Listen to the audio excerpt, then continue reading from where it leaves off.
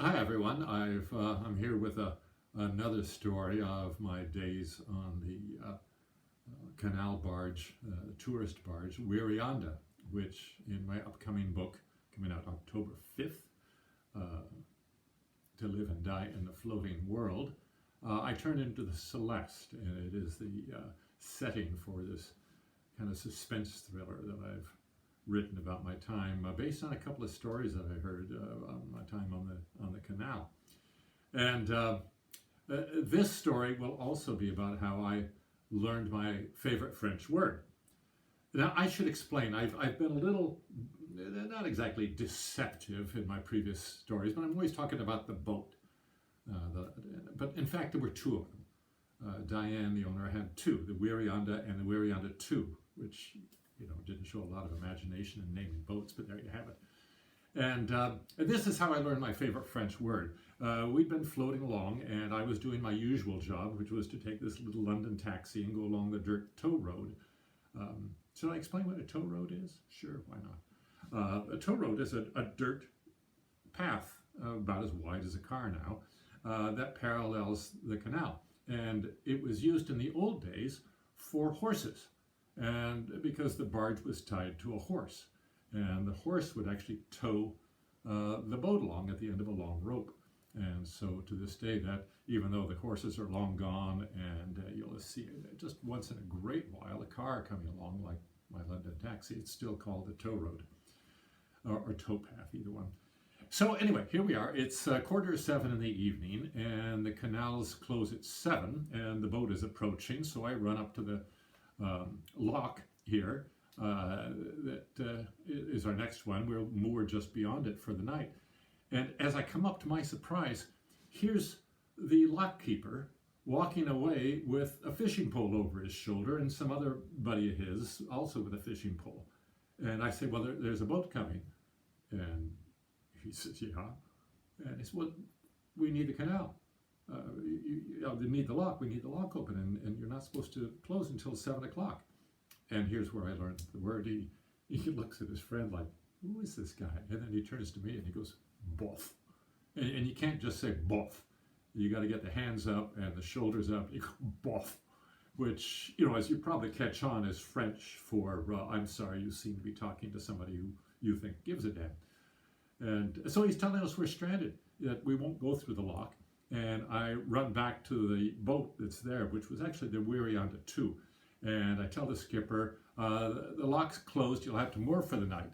And the skipper, a guy named Glenn, says, also from Sri Lanka, like Dilip, the skipper of the other boat, says, okay, we'll moor here, but I'll throw you the rope. I said, okay, although he's 10 feet from the bank, and usually we just tie up right along the bank. And in fact, we usually tie up along the side by the tow path, but he's closer to the other side. And he says, well, just tie me off here. When it's a bunch of shrubbery and it's a bunch of trees, and so even if we do tie off and we're here for the night, nobody can get on or off. It's too uncomfortable. And I said, okay. And he throws me the rope across the 10 feet, and I'm waiting for him to motor the little boat up against the bank, and he doesn't. And he says, pull me so you can tie me off against that tree. And I'll pull you.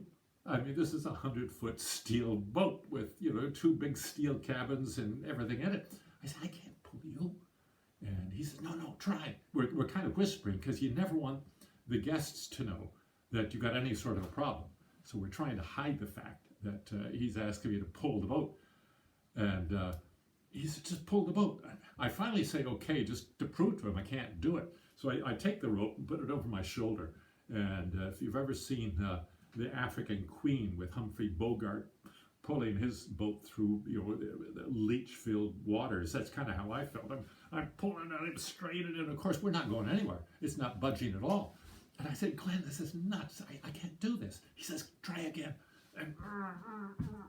And I said, Glenn, why don't you just come over here to the bank, and then I can tie off around the tree.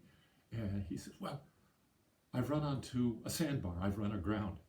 And, because the silt can build up in the canal. I said, what? Do you think I'm going to pull this boat off and you grounding it? There's nowhere in the world. He says, try. So I'm there, about ready to rupture, and I try it a couple more times. By this time, I don't care what the guests think. I'm yelling at him, Glenn, this is crazy. We can't do this. And he finally realizes that, I can't pull the boat, and I'm not going to moor it up against that tree. Well, that's bad enough. The guests are going to be stuck out there in the middle of the canal all night. If they want to get off and take a walk, well, tough. They've got to walk around the boat or whatever. But the real problem is, because the order in which we were hired and where there was a space, a couple of us who work mostly with Wirianda 2 actually sleep on Wirianda 1. And we've got a couple of the crew members off of Wirianda 2, and this would include me. I've got to go back to Wirianda 1.